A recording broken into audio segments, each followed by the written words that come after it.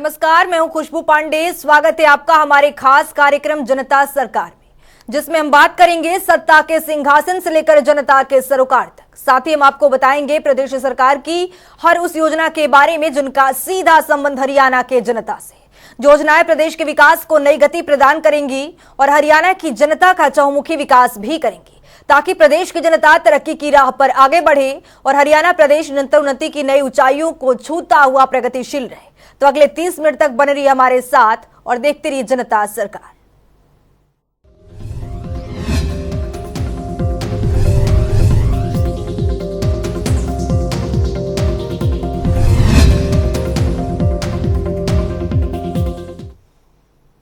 हरियाणा के मुख्यमंत्री मनोहर लाल ने वृद्धावस्था सम्मान भत्ता के नए लाभार्थियों से सीधा संवाद किया। इस दौरान मुख्यमंत्री मनोहर लाल ने कहा कि वृद्धजनों ने मुख्यमंत्री का धन्यवाद करते हुए कहा कि बुढ़ापा पेंशन बनवाने के लिए उन्हें सरकारी कार्यालयों के चक्कर नहीं काटने पड़ते हैं। ये सब परिवार पहचान पत्र के कारण ही संभव हो सका है। रिपोर्ट देखिए। हरियाणा के मुख्यमंत्री मनोहर लाल ने प्रदेश के किसी न किसी वर्ग के साथ सीधा संवाद करने की श्रृंखला में शनिवार को वृद्धावस्था सम्मान भत्ता के नए लाभार्थियों से संवाद किया। वृद्धजनों ने मुख्यमंत्री मनोहर लाल का धन्यवाद करते हुए कहा कि बुढ़ापा पेंशन बनवाने के लिए उन्हें सरकारी कार्यालय के चक्कर नहीं काटने पड़े। ये सब परिवार पहचान पत्र के कारण संभव हो सका है।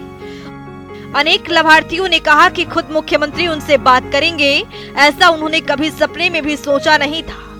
ऑडियो कॉन्फ्रेंसिंग के जरिए मुख्यमंत्री ने लाभार्थियों को संबोधित करते हुए कहा कि बुढ़ापा पेंशन वो पहली स्कीम है जिसे सरकार ने परिवार पहचान पत्र से जोड़ा और ये अत्यंत सफल प्रयोग रहा है। उन्होंने कहा कि विगत 6 माह के दौरान ऑटोमेटिकली लगभग 16,500 बुजुर्ग की पेंशन बनी है, जिनसे आज ये संवाद किया जा रहा है। ऐसे बहुत से लोग हैं जो शायद ऐसे अवस्था के बाद भी उनको लगता है कि इस पेंशन का सरकार के ऊपर बोझ न डाला जाए, तो अपनी असहमति भी प्रकट करते हैं। उसी में से व्यवस्था निकली कि एक बार 60 वर्ष का होते ही एक सहमति पत्र पर हस्ताक्षर जरूर लेने चाहिए। तो हमने लेने शुरू किए हैं। एक ही महीने के अंदर अंदर वो सहमति पत्र के साइन भी हम कराते हैं और उसके बाद उन लोगों से जो सहमति पत्र देते हैं अपने आप ही और ये जो पेंशन है ये जाना शुरू हो जाता है। हमने लगभग 6 महीने पहले इस व्यवस्था को शुरू किया था और इन 6 महीनों में 16,500 लोगों को और ऑटोमेटिकली अपने आप पेंशन मिली। तो ऐसे जो 16,500 लोग हैं, आज मैं उन सब 16,500 लोगों से उनके साथ टेलीफोन का संपर्क करके और ये बातचीत कर रहा हूं। निश्चित रूप से आपके मैं अनुभव भी बाद में सुनना चाहूंगा कि इस ऑटोमेटिक पेंशन बनने में कहीं आपको कोई कठिनाई तो नहीं आई है। मेरा पूरा विश्वास है कि ये कठिनाई नहीं आई होगी। अगर कोई आई भी होगी तो इसको हम तुरंत जो है दुरुस्त भी करेंगे, ठीक भी करेंगे। इसके साथ ही मुख्यमंत्री मनोहर लाल ने कहा कि प्रदेश के लगभग 72 लाख परिवार ही मेरा परिवार है, जिनके प्रत्येक सदस्य की चिंता राज्य सरकार कर रही है। सरकार पीपीपी के साथ सभी सरकारी योजनाओं और सेवाओं को जोड़ रही है, ताकि पात्र व्यक्तियों को घर बैठे ही उनका लाभ मिले और कोई भी अपात्र व्यक्ति लाभ न ले पाए। मुख्यमंत्री ने कहा कि प्रदेश में वृद्धावस्था सम्मान भत्ता की शुरुआत 100 रुपए की राशि से हुई थी और ये जब वर्ष 2014 में हमने सरकार बनाई, उस समय से ये राशि 1,000 रुपए थी, जिसे हमने 2,700 रुपए तक बढ़ाया है। अब 2,500 रुपए से बढ़ाकर 1 अप्रैल 2023 से 2,750 रुपए मासिक पेंशन मिलेगी। इसके लिए वृद्धजनों ने मुख्यमंत्री का आभार जताया। अब आपकी तकलीफ जब बढ़ती है तो उस तकलीफ को मैं भी महसूस करता हूं कि किस प्रकार की तकलीफें 60 वर्ष की आयु के बाद हो जाती हैं। इन तकलीफों को दूर करने के लिए हमने एक प्रोग्राम तो बहुत शुरू किए हैं, परिवार के नाते भी, व्यक्ति के नाते भी। साथ ही एक बात जो हमको सबको स्मरण है कि कुछ वर्ष पहले हरियाणा के अंदर ऐसे परिवारों के लिए, ऐसे व्यक्तियों के लिए जिनकी आयु 60 वर्ष से ऊपर हो जाती है, उनको एक सम्मान निधि के नाते भी योजना शुरू की थी और वो योजना शायद 100 रुपए के आसपास से शुरू हुई थी। समय बढ़ते बढ़ते उसमें बढ़ोतरी हुई और मुझे ध्यान है कि जब 2014 में हम लोगों ने सरकार संभाली तो उस समय ये पेंशन 1,000 रुपये मासिक थी। हमें लगा कि इसमें बहुत कमी है, इसको बढ़ाना चाहिए। लगातार हर वर्ष 200 रुपए, 250 रुपए, 200 रुपए, इस नाते से बढ़ाते बढ़ाते और अभी 1 अप्रैल अगला जो 2023 का महीना शुरू होने वाला है, उस समय ये हमारी जो पेंशन है, जो सम्मान निधि है, ये 2,750 रुपए हो जाएगी। कहाँ 1,000 रुपया, कहाँ 2,750 रुपया। सीएम मनोहर लाल ने कहा कि सरकार द्वारा वर्तमान में 18.5 लाख बुजुर्ग को लगभग 460 करोड़ रुपए की राशि प्रति माह प्रदान की जा रही है। राज्य सरकार ने वित्त वर्ष 2023-24 के बजट में वृद्धावस्था पेंशन के लिए आय की पात्रता सीमा 2 लाख रुपए से बढ़ाकर 3 लाख रुपए वार्षिक की है। भविष्य में जो व्यक्ति 60 साल की आयु पूरा कर लेगा और पति पत्नी की आय 3 लाख रुपए वार्षिक से कम होगी, उनकी पेंशन ऑटोमेटिक शुरू हो जाएगी। उनसे केवल पेंशन लेने की सहमति ले जाएगी। अब इस नाते से हम अपने प्रदेश के लगभग 18.5 लाख बुजुर्गों को ये हर महीने राशि पहुंचाते हैं। 460 करोड़ रुपए से ऊपर ये राशि हर महीने पहुंचती है। जब ये क्रम चलता हुआ हमने वर्षों तक देखा, एक बात और ध्यान में आई कि ऐसे सब बुजुर्गों को अपनी जब 60 वर्ष होने के बाद नई पेंशन बनानी पड़ती है तो उनको दफ्तरों के चक्कर काटने पड़ते हैं, दरखास्त लेकर के अपनी दस्तावेजों की फाइल बनानी पड़ती है और फिर धक्के खा खा करके भी उनकी महीनों वर्षों तक पेंशन ही नहीं बनती है। कभी उनका सिफारिशी कोई नहीं मिलता उनको। बहुत से लोग बीच में एजेंट खड़े हो जाते हैं। उस नाते से एक तकलीफें, एक धक्के जो खाने पड़ते थे, ये एहसास जब हमको हुआ तो हमें लगा कि ये बहुत ही एक अन्यायपूर्ण एक व्यवस्था है, इसको बदलना चाहिए। हमने इसमें बदल करके जब परिवार पहचान पत्र बनाया और हर परिवार का डाटा ये हमारे पास आ गया, तो उस परिवार के डाटा के अंतर्गत हमको पता लगा कि कितने ऐसे व्यक्ति हैं जो कब 60 वर्ष के होने वाले हैं, आयु के हिसाब से उसकी जानकारी हमें तुरंत मिलने लग गई। अब 2 ही कंडीशन है किसी भी बुजुर्ग की वो पेंशन शुरू हो, या तो व्यक्ति 60 वर्ष का हो गया है और या फिर जो 60 वर्ष का हुआ है वो दोनों पति पत्नी की आय ये 2 लाख रुपए से कम होनी चाहिए। जब ये 2 लाख रुपए की बात आई तभी भी ध्यान में आया कि यार 2 लाख रुपए कम नहीं है, हमें लगा 2 लाख रुपया ये कम है। तो इस अगले महीने से हमने इस आय को भी बढ़ा करके 2 से 3 लाख रुपया कर दिया है और इस 3 लाख के करने के बाद बहुत से लोग इसमें नए और जुड़ गए हैं। मुख्यमंत्री ने कहा कि वित्त वर्ष 2023-24 के बजट में 80 वर्ष से अधिक आयु के बुजुर्ग के लिए प्रहरी योजना भी शुरू करने जा रहे हैं। परिवार पहचान पत्र के डेटा से पता चला है कि प्रदेश में 80% से अधिक आयु के 2.25 लाख बुजुर्ग हैं। इनमें से 3,600 बुजुर्ग ऐसे हैं जो अकेले रह रहे हैं। प्रहरी योजना में इन बुजुर्गों की कुशलक्षेम जानने के लिए सरकारी कर्मचारी या वॉलंटियर्स महीने में एक बार उनसे व्यक्तिगत रूप से मिलने जाएंगे। अब ऐसे ही हमारे जो बुजुर्गों की स्थिति है, बुजुर्गों में एक वर्ग ऐसा है मित्रों जिनकी आयु 80 वर्ष से भी ऊपर हो गई है। तो इस 80 वर्ष से ऊपर के आयु के जो लोग हैं उनकी विशेष चिंता हमको करनी होती है। तो हमने अपने जितने भी वॉलंटियर्स हैं इनके जिम्मे ये लगाया है। वॉलंटियर्स वो जनता में से भी आते हैं और हमारे सरकारी कर्मचारी वो भी वॉलंटियर्स बन सकते हैं। हजारों की संख्या में ऐसे सरकारी कर्मचारी वॉलंटियर बने हैं। बल्कि मैं अपील करता हूं कि आप भी उनको ये कहें, जो हमारे सरकारी कर्मचारी आपके परिवारों के लोग हैं, उनको कहें कि वॉलंटियर बनकर के ऐसे बुजुर्ग जिनकी आयु 80 साल से ऊपर हो गई है, इनकी देखभाल करने के लिए कम से कम और कुछ ना करें, महीने में एक बार जाकर उनका हालचाल पूछें। कोई अस्वस्थ है, कहीं किसी की परिवार के अंदर स्थिति ऐसी तो नहीं है कि परिवार में कोई देखभाल नहीं करता है, कोई अकेला तो नहीं रहता है, उसके कुशलक्षेम, उसकी बीमारी, उसका खान पान, उसको आवश्यकताएं जितनी होती हैं वो उसकी पूरी हो रही हैं कि नहीं हो रही हैं। क्योंकि ये भी लगभग 2.25 लाख परिवार ऐसे हैं, लोग ऐसे हैं जो 80 वर्ष से ऊपर हैं। तो इन 2.25 लाख लोगों की भी चिंता हमको करनी चाहिए। ये हमारे बुजुर्ग हैं और बुजुर्ग हमारे माता पिता के बराबर होते हैं। तो हम अपने माता पिता के बराबर बुजुर्ग 80 साल, 90 साल, 100 साल से भी ऊपर की आयु के लोग लगभग 3,500 लोग आज ऐसे हैं जिनकी आयु 100 वर्ष से भी ऊपर है। तो एक बहुत बड़ा ऐसा वर्ग है जिन्होंने सारा जीवन, चाहे अपने परिवार को पालते हुए भी जो सेवा की है समाज की, एक बहुत बड़ी सेवा है। तो हम आज उन बुजुर्गों को जरूर देखभाल करें। सरकार ने एक योजना बनाई है ऐसे बुजुर्ग जो अकेले रहते हैं, क्योंकि ये भी एक बड़ी संख्या है जो आज ध्यान में आता है कि 80 साल से ऊपर की उम्र है और अकेले रहते हैं।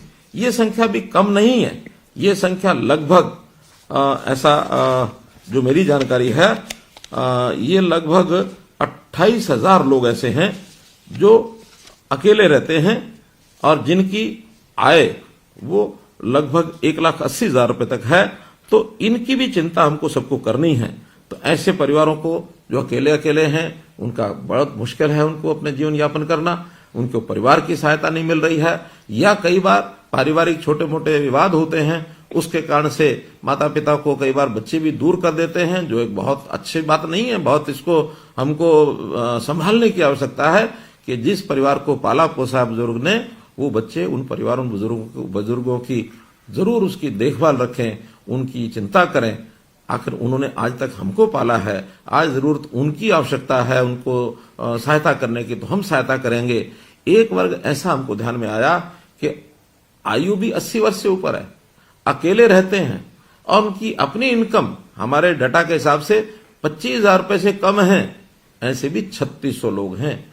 अब ये 3600 लोगों की हालत क्या होती होगी? जब हमने इसका विचार किया तो हमने घोषणा की है कि अभी अप्रैल से इन सब लोगों के लिए जो वृद्ध आश्रय स्थल, सेवा आश्रम, वरिष्ठ नागरिक सेवा आश्रम, इन सेवा आश्रमों में उनको हम कहेंगे कि आकर जाकर के वो वहां रहें, ताकि उनकी अपनी व्यक्तिगत कोई भी आवश्यकता है, चाहे वो बीमारी की है, चाहे उनके रहन सहन की, खाने पीने की, चाहे रहने के स्थान की, चाहे कपड़ों की, कोई भी आवश्यकता वो उनकी हम पूरी करेंगे। और ये सरकार की व्यवस्था में सब रहें, ताकि अगर वो सहमत होंगे उन सबको हम इन सेवा आश्रमों में रखेंगे।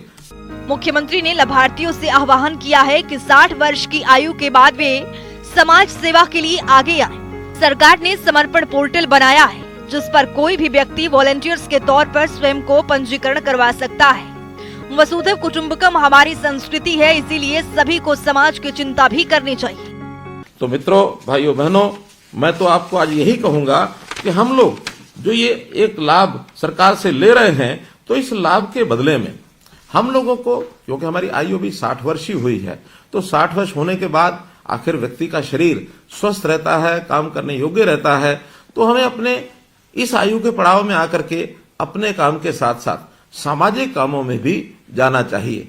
ऐसे जितने भी हमारे रिटायर्ड लोग हैं, जितने ऐसे बुजुर्ग हैं या नौजवान भी हैं जो अपने आप एक स्वयं सेवक के नाते, एक वॉलंटियर के नाते काम कर सकते हैं, उनका भी एक पोर्टल बनाया है। उनको हम रजिस्ट्रेशन कराते हैं और रजिस्ट्रेशन कराने के लिए अगर अपना मन माने कि हमको आखिर कोई ना कोई समाज का काम करना चाहिए, क्योंकि जैसे मैंने कहा ये समाज है, ये हमारा परिवार है, एक छोटा परिवार जिसके अंदर हम पैदा हुए, हमारे आगे परिवार के सदस्य, बेटे बेटियां, बहन भाई, हमारे जो दोते दोतियां, पोते पोतियां और हमारी बहुएं, हमारे दामाद, एक परिवार। दूसरा परिवार ये सारा समाज, ये भी एक परिवार है। वसुधैव कुटुंबकम, ये बात हमारे ऋषि मुनियों ने भी हमेशा कही है कि अपना जो मन है ये बड़ा करना चाहिए। ऐसा कहते हैं, अयम निजा प्रोवेति, यानी ये मेरा है, ये तेरा है। गणना लघु चेतसाम, ये छोटे दिल के लोग करते हैं। उदार चरिता नाम तुम, बड़े हृदय के लोग वही होते हैं।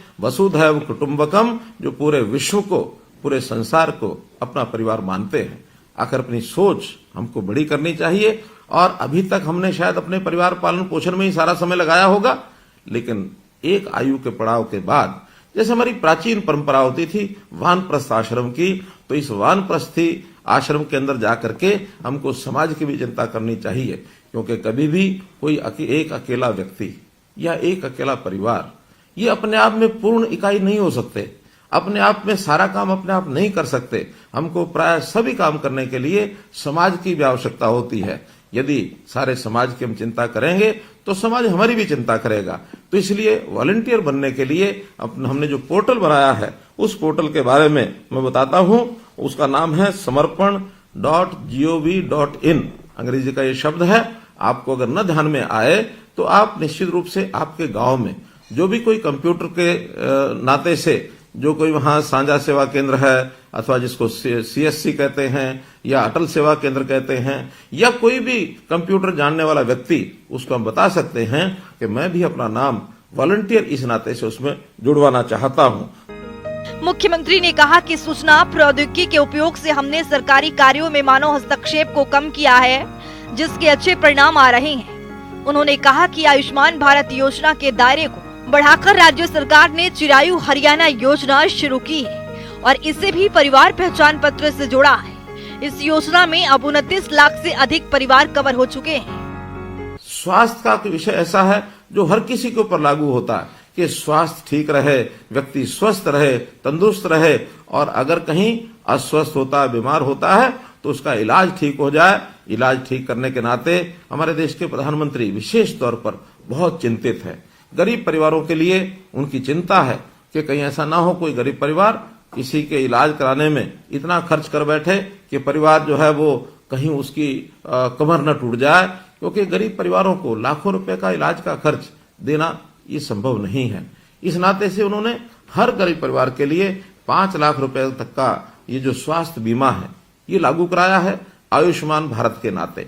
जब हमें ध्यान में आया कि केंद्र की स्कीम में तो हरियाणा के 15.5 लाख परिवार कवर हो रहे हैं, हमने उसमें अपनी एक योजना बनाई, चिरायु योजना, ताकि 1,80,000 रुपए तक की आय के जो परिवार हैं उन सबको इसका लाभ मिले, और इसमें 29 लाख से भी ज्यादा परिवार इसमें कवर हो रहे हैं।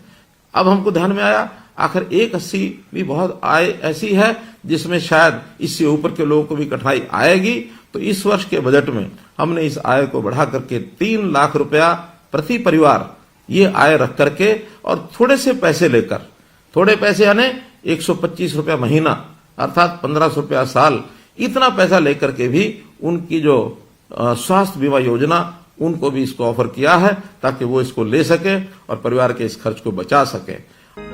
इस अवसर पर मुख्यमंत्री के प्रधान सचिव व शंकर, मुख्यमंत्री के अतिरिक्त प्रधान सचिव डॉक्टर अमित अग्रवाल, मुख्यमंत्री के उप प्रधान सचिव के मकरंद पांडुरंगन, मुख्यमंत्री के ओएसडी सुधांशु गौतम और मुख्य के राजनीतिक सलाहकार भारत भूषण भारती भी उपस्थित थे। जनता टीवी के लिए दिल्ली से स्पर्श शर्मा की रिपोर्ट।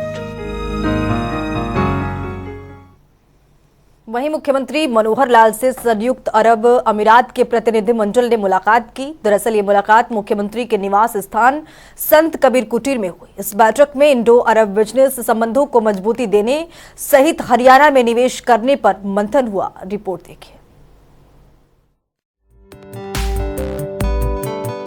हरियाणा के मुख्यमंत्री मनोहर लाल से शनिवार को उनके निवास संत कबीर कुटीर पर मैजेस्टिक इन्वेस्टमेंट में सीईओ और शेख मजीद अल मुअल्ला ग्रुप ऑफ कंपनीज के फाउंडर शेख मजीद राशिद अल मुअल्ला और कंपनी के सीईओ डॉक्टर कबीर ने शिष्टाचार मुलाकात की।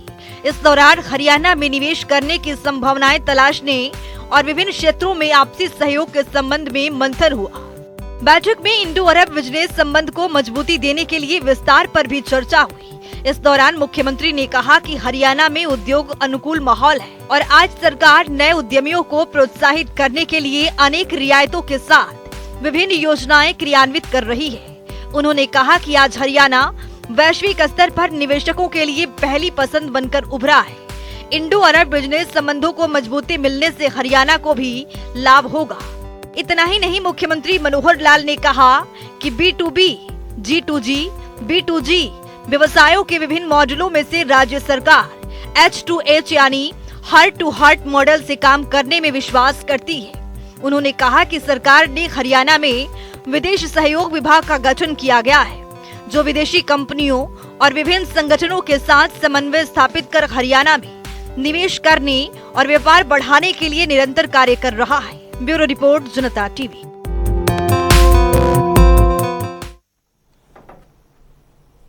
हरियाणा की मनोहर सरकार प्रदेश के उत्थान के लिए हर मुमकिन कदम उठा रही है, जिससे प्रदेश तरक्की की राह पर आगे बढ़ सके। मुख्यमंत्री मनोहर लाल का उद्देश्य है कि किसी भी काम को पूरा करने के लिए पारदर्शिता जरूरी है। इसी कड़ी में मुख्यमंत्री मनोहर लाल ने एक बड़ा फैसला लिया है। दरअसल पंचायतों के जरिए होने वाले कामकाज को पारदर्शी बनाने और विकास कार्यों को गति प्रदान करने के लिए ये टेंडर प्रक्रिया शुरू की है। रिपोर्ट देखिए। हरियाणा के मुख्यमंत्री मनोहर लाल के नेतृत्व में प्रदेश सरकार लगातार सिस्टम में पारदर्शिता की ओर कदम बढ़ा रही है। विभिन्न सेवाओं के पारदर्शी संचालन के बाद अब सरकार ने पंचायतों के जरिए होने वाले कामकाज को पारदर्शी बनाने और विकास कार्यों को गति प्रदान करने के लिए ई टेंडर प्रक्रिया शुरू की है। 2 लाख तक के विकास कार्य जहां बिना टेंडर के होंगे, तो वहीं 2 लाख रुपए से अधिक के विकास कार्य टेंडर के माध्यम से करवाने का प्रावधान किया गया है। इसकी प्रक्रिया भी पूरी तरह सरल कर दी गई है। गांव में होने वाले सभी विकास कार्यों के बदले भुगतान ग्राम पंचायत द्वारा ही किया जाएगा। वहीं सरकार की ओर से 2 लाख से 25 लाख रुपए तक की लागत के कामों की टेंडर प्रक्रिया का बड़ा आसान बना दिया गया है। कोई भी ठेकेदार ई टेंडर पोर्टल पर आवेदन कर सकता है। इसमें ठेकेदारों के लिए तकनीकी एवेल्युएशन की जरूरत नहीं होगी। इसके तहत अब तक 600 से अधिक ठेकेदार आवेदन भी कर चुके हैं। प्राप्त आंकड़ों के अनुसार गांव में 9% काम 25 लाख रुपए तक की लागत के ही होते हैं। इस लिहाज से देखा जाए तो अब गांव में विकास के 90% कार्य तेज गति से होंगे, क्योंकि इन्हें करवाने की प्रक्रिया को 1 महीने में अंजाम दिया जाएगा। वहीं टेंडर प्रक्रिया मुख्यतः विकास कार्यों में पारदर्शिता लाने के लिए शुरू की गई है। इसका अर्थ ये नहीं है कि विकास कार्यों में पंचायत की भूमिका कम हो गई हो। पंचायत को विकास कार्यों के लिए सभी प्रशासनिक शक्तियां प्रदान करके उन्हें और सशक्त किया गया है। पंचायत में टेंडरिंग से होने वाले विकास कार्यों की पेमेंट भी पंचायतें खुद ही करेंगी। अब पंचायतें अपने फंड की प्रशासनिक स्वीकृति देने का काम स्वयं कर सकती हैं। पहले कार्य करवाने के लिए टेक्निकल अप्रूवल में ही लंबा समय लग जाता था, लेकिन अब टेक्निकल अप्रूवल को तर्क संगत बनाया गया है ताकि काम जल्दी हो। ई टेंडरिंग लागू होने के बाद अब पंचायतों में काम तेजी से होंगे और जिम्मेदारी तय होगी। इसके साथ ही पंचायतों के कामकाज में पारदर्शिता भी आएगी और आम जनता और ग्रामीण पोर्टल पर अपने गांव के विकास कार्यों के बारे में जानकारी प्राप्त कर सकेंगे। साथ ही सरपंचों को मैनुअल रिकॉर्ड रखने से भी मुक्ति मिलेगी। स्पेशल डेस्क जनता टीवी।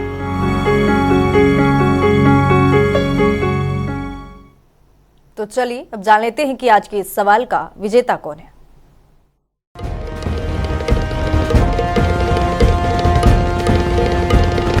तो बात अब आज के विजेता की। जैसा कि आप जानते हैं, हर रोज एक नया सवाल पूछते हैं और सही जवाब देने वाले के नाम और तस्वीर अपने टेलीविजन स्क्रीन पर दिखाते हैं, साथ ही उसको उपहार भी देते हैं।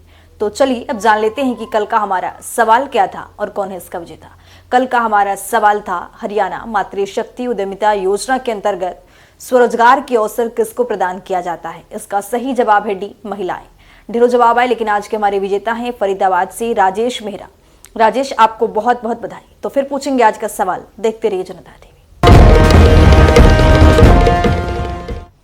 तो वक्त हो गया है आज की मुलाकात का। आज की मुलाकात में हम हर दिन नए शख्सियत से आपको रूबरू कराते हैं और उनकी कार्य प्रणाली पर बारीकी से नजर डालते हैं, जानते हो तमाम योजनाएं जो बनी है हरियाणा की जनता के लिए।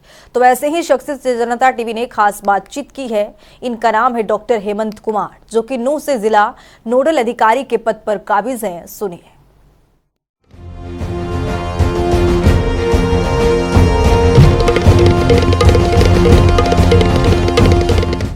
देखिए, चिरायु कार्ड योजना का के बारे में अगर हम बात करें तो हरियाणा सरकार ने जिनकी सालाना आय 1,80,000 से कम है उनको फ्री हेल्थ इंश्योरेंस दिया है। उनके पूरे परिवार को 5 लाख तक का इलाज मुफ्त है। जो भी आयुष्मान भारत में एम्पैनल हॉस्पिटल है उसमें जाके अपना वो फ्री इलाज करा सकते हैं। कार्ड बनाने से लेके और ट्रीटमेंट तक कराने तक का पूरा इलाज सब चीज फ्री है। किसी को कोई पैसा देने की जरूरत नहीं है। कार्ड जो बनेगा वो भी फ्री बनेगा। और इस अगर हम बात करें कि कितने लोग पात्र हैं इसके लिए, हमारे डिस्ट्रिक्ट में लगभग 6,81,000 के आसपास हमारे टोटल बेनिफिशियरीज हैं इसमें, और लगभग हमारे 2.5 लाख के आसपास हमारे कार्ड बन चुके हैं। आज की 4,37,000 के आसपास हमारे कार्ड भी बनने बकाए हैं। कि इसकी कार्ड बनवाएं कैसे, क्या है इसका, देखिए जो लिस्ट में जो बेनिफिट का जो नाम है, लाभार्थी का जो नाम है, वो आदमी अपने गांव की आशा वर्कर या अपने किसी भी नजदीकी अटल सेवा केंद्र पे जाकर, या फिर आयुष्मान मित्र हमारे 2 जगह पर है, सिविल हॉस्पिटल मांडीखेड़ा में या SHKM नल्लड़ के अंदर, वहां जाकर अपना KYC करा सकते हैं। और KYC कराने के बाद ही उसका ये स्टार्ट हो जाएगा। जिन परिवारों की सालाना इनकम 1,80,000 से कम है उन सभी परिवारों को इसमें जोड़ा गया है।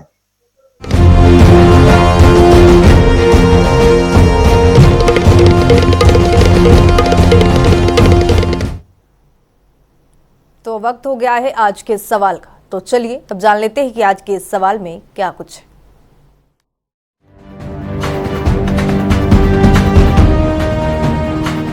हर रोज रोज की तरह हाजिर हूँ आज का सवाल लेकर। जैसा कि आप जानते हैं, हर रोज एक नया सवाल पूछते हैं और सही जवाब देने वाले के नाम और तस्वीर अपने टेलीविजन स्क्रीन पर दिखाते हैं, साथ ही उसको उपहार भी देते हैं। तो चलिए नजर डालते हैं आज के सवाल पर।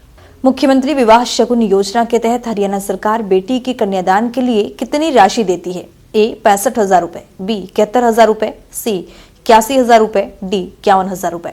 तो दीजिए सही जवाब और बनिए विजेता। तो हमारे खास कार्यक्रम जनता सरकार में आज के लिए इतना ही। नमस्कार।